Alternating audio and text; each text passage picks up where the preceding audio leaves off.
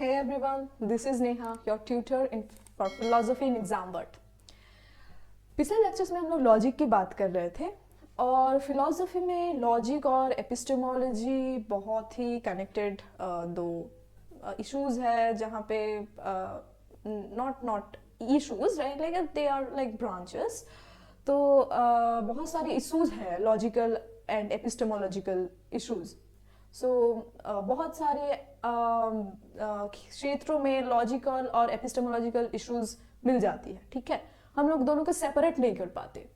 तो बात यह है, तो हम लोग तो सीवीटी पीजी के लिए पढ़ रहे हैं, तो हमें we have to know facts, we have to know the concepts, पर हमें इश्यूज को उतना ध्यान में नहीं देना कि क्या इश्यूज है, राइट? क्योंकि इश्यूज से एमसीक्यूज टाइप्स क्वेश्चन नहीं आते. तो सेक्शन 2 में वहाँ एपिस्टेमोलॉजी की जो सेक्शन है सिलेबस में, वहाँ पे अगर आप देखें तो वहाँ पे थ्योरीज ऑफ ट्रूथ आपको मिलेगी. एक टॉपिक ही है theories of truth. Okay, theories of truth. तो आज हम लोग इस पूरी टॉपिक को कवर करेंगे.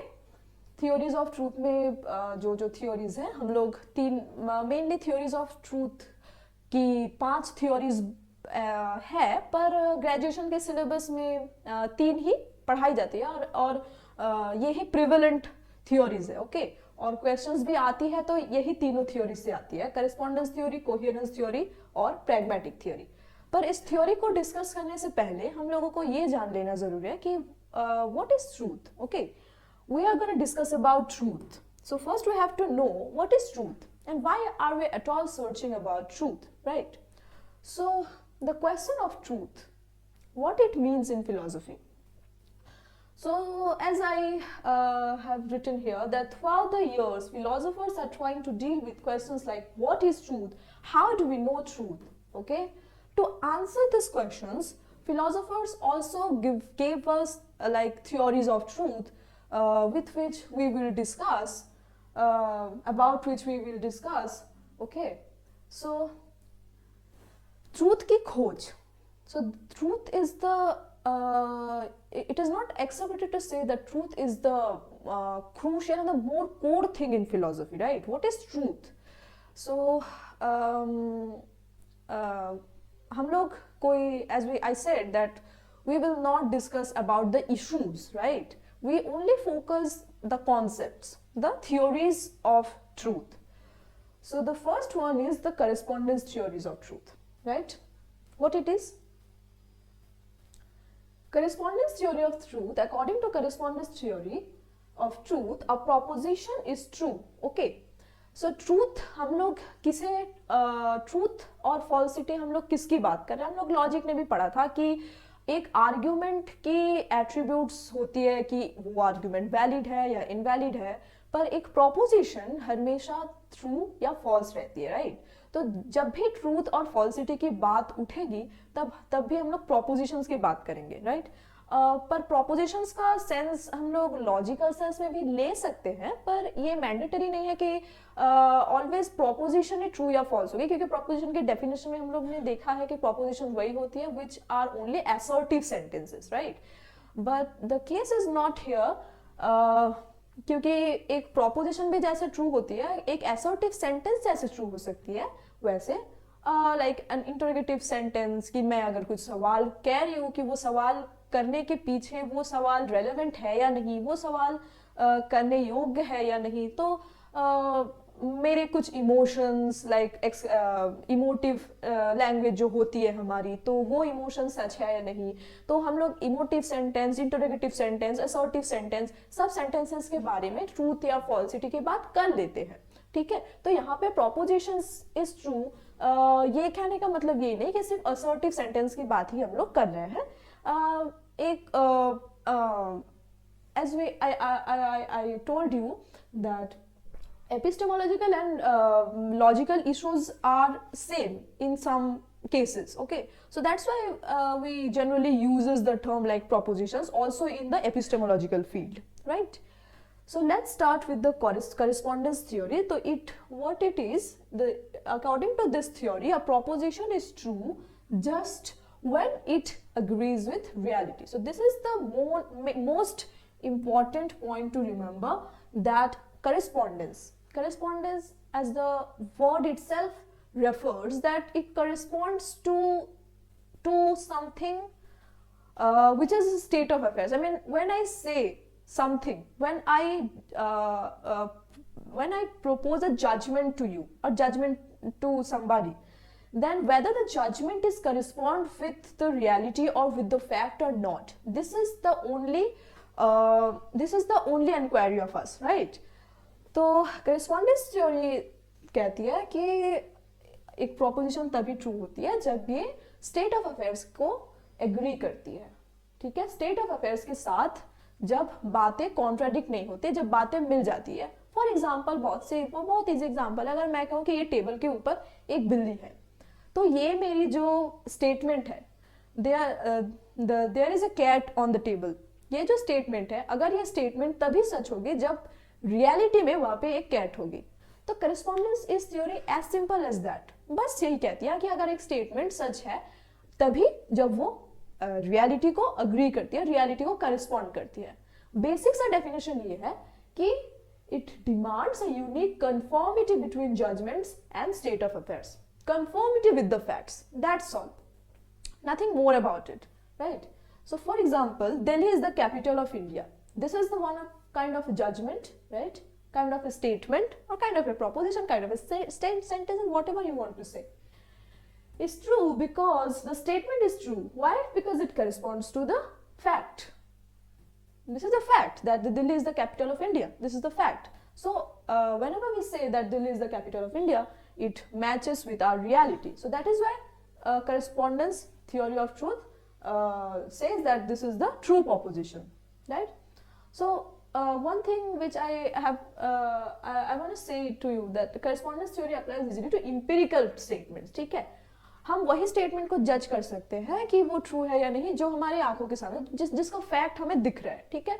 But the problem arises when we searching something like beyond empiricals, then how can we determine that the propositions which assert something like that whether God is exist, how can I determine that whether God is exist or not? Because we don't have any state of affairs about God, okay? We have only the pictures, the typical pictures, and not the God itself. So how can we check that whether the proposition God exists or not is true or false? So this is the problem here. So अगर empirical statements के बारे में हम लोगों को कोई परेशानी नहीं होती कि हम लोगों को कैसे जज करना है चीज़ों को, क्योंकि state of affairs है, बस है, हम जो बोल रहे हैं बस उसे चेक करना है कि state of affairs उसे मिल रही है या नहीं मिल रही. तो ये तो हो गई correspondence theory की बात. What about coherence theory, right? So according to it, truthfulness of a proposition is implicit in its coherence with other proposition. ये बोल रही है, ये अब correspondence theory से थोड़ी सी ज़्यादा बात कर रही है कि ये बोल रही है कि एक proposition की truthfulness तभी true होगी.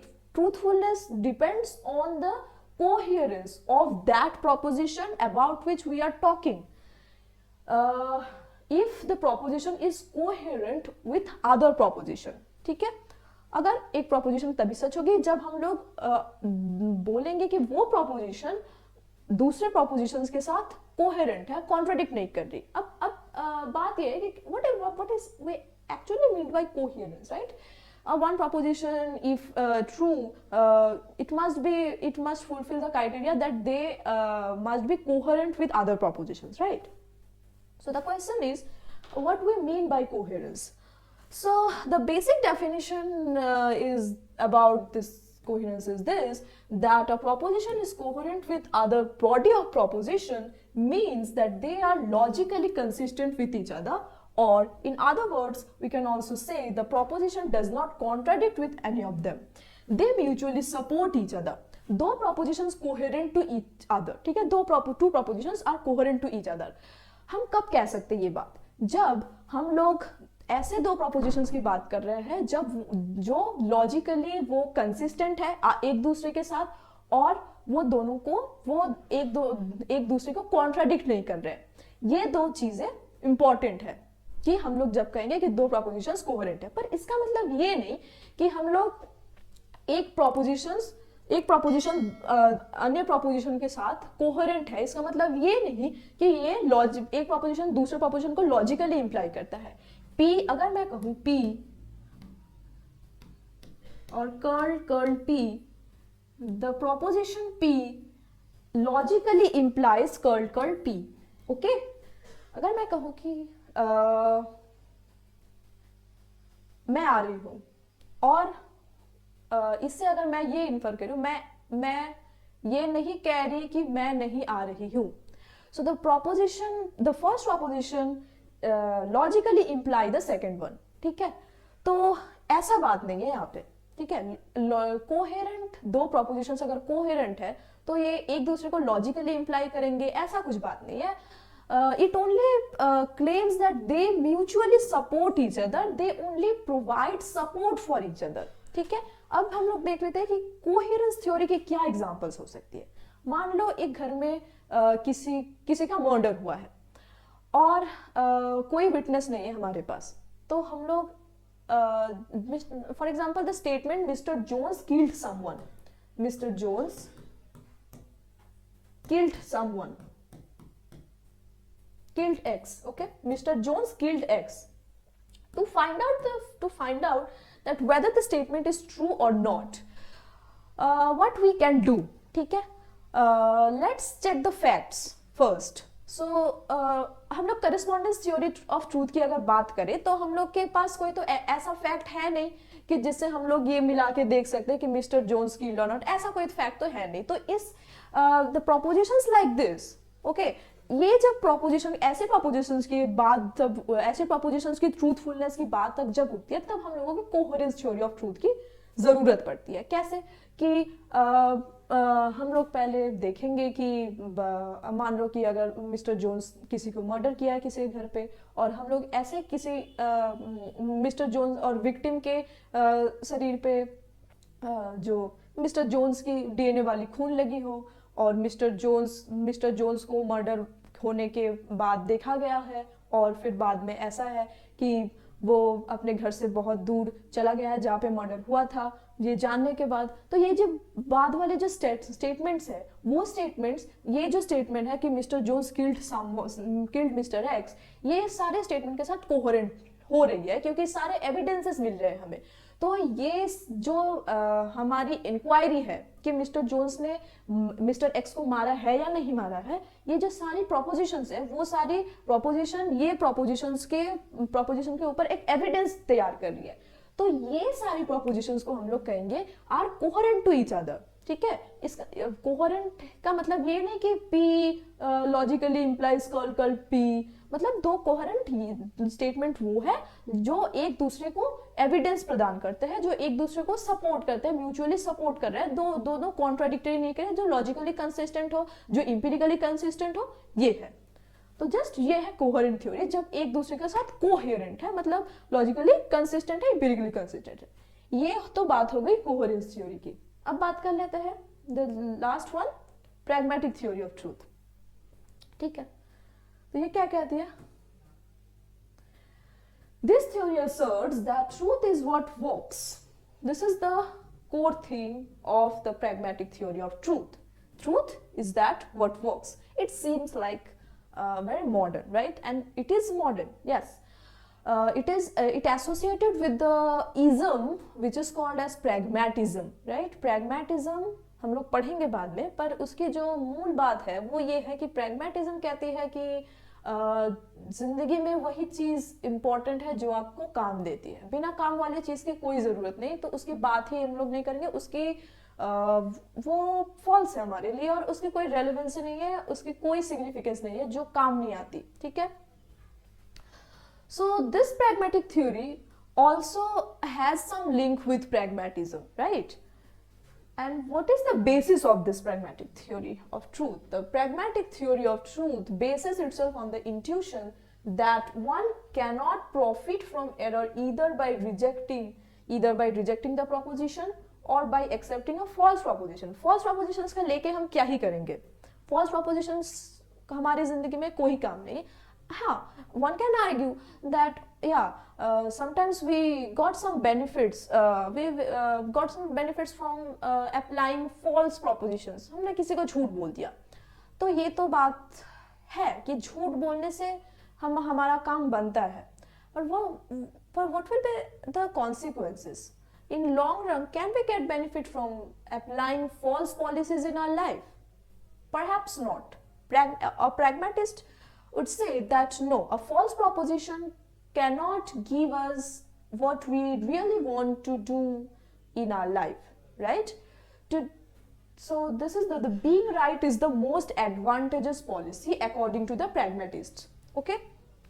तो सच वही है जो काम में आती है, पर फॉल्स प्रोपोजिशन का अप्लाई हम लोग करके जिंदगी में कोई काम नहीं हो सकता. इसलिए जो truth according to pragmatists are which works. Workability is related to the truth. ठीक है? Something which does not work is not truth according to pragmatist. Okay?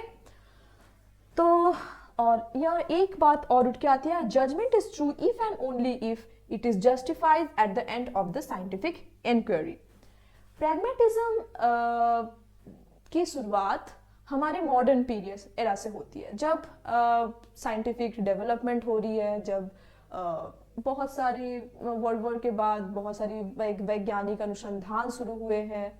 ठीक है, तो जब वैज्ञानिक अनुसंधान हमें उस स्तर तक पहुंचाती है जब हम लोग चीज़ों की मान्यता वैज्ञानिक स्थितियों पर करते हैं कि कोई चीज़ सही है या नहीं, कोई चीज़ ट्रू है या नहीं, अगर वो वैज्ञानिक सिद्धांतों के ऊपर वैज्ञानिक सिद्धांतों से वो एग्री करती है. ठीक है, whether it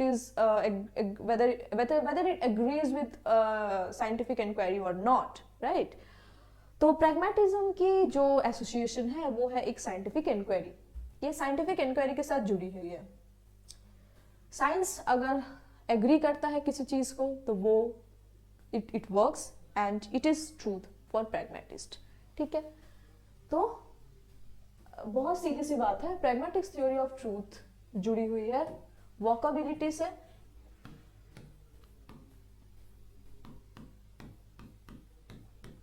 Anything which is workable are considered as truth for pragmatist. So in this context, we can say that there are many philosophers like John Dewey, Charles Sanders Peirce, and many others. So हम लोग pragmatism के बारे में भी पढ़ेंगे एक दिन, तो तब हम लोग pragmatism को और भी विस्तार से जानेंगे, चीज़ों को और भी विस्तार से और भी कॉन्सेप्ट क्लियर करेंगे और इश्यूज को भी हम लोग पढ़ेंगे. पर आज जो है हम लोग थियोरीज ऑफ ट्रूथ के बारे में पढ़ रहे थे.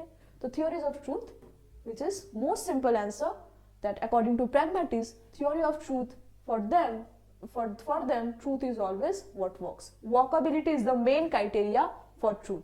If something is not workable, then it is not considered as truth. Okay?